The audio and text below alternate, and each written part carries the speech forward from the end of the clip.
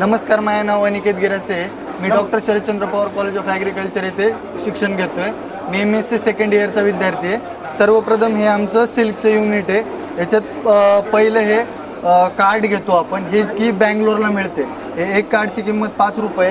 आपल्याला एकर भरासाठी हे जवळपास 400 ते 500 कार्ड लागतात.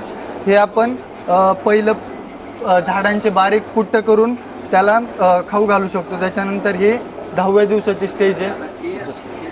नंतर ही 5 दिवसाची स्टेज आहे आणि ही टोटल पूर्ण नाही का 25 ते 30 दिवसाची स्टेज आहे.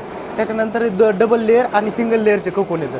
सिंगल लेअर म्हणजे याच्यात नाही का सगळ्यात जास्त नाही का थ्रेड निघले जातील आणि याच्यात नाही का कमी थ्रेड निघले जातात, कारण की नाही का याच्यात 2 लार्वा असतात.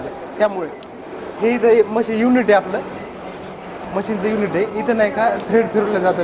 इथं सगळ्यात पहिले गरम पाण्यात नाही का हे ककून नाही का गरम केलं जातं, जेणेकरून नाही का त्याचे थ्रेड रिलीज झालं पाहिजे.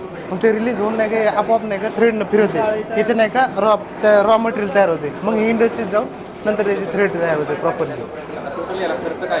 याला टोटल खर्च मशीनला पाहिलं तर 1.5 लाख रुपये खर्च आहे आणि याची बी 100% सबसिडी मिळते आपल्याला शेतकऱ्यांना. आणि याच्यासाठी नाही का कार्ड बी 5 रुपयाला आहे, स्वस्तात आहे. बँगलोर थ्रू आपल्याला हे करतात, इम्पोर्ट केलं जाते तिथं. याला एक शेड लागतं सर, जे की जवळपास 35 ते 60 मीटर एवढं लांब शेड लागतं. त्याला पूर्ण खर्च 1-1.5 लाख रुपये आहे सर सुरुवातीला, पण गव्हर्नमेंट सबसिडी भेटते.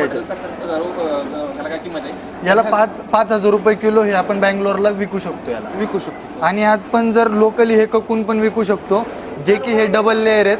म्हणजे याच्यात 2 हे असतात, लार्वे असतात आणि हे सिंगल लेअर आहे. हे महाग असते. हे 700 रुपये किलो जातं आणि 200 रुपये किलो जातं.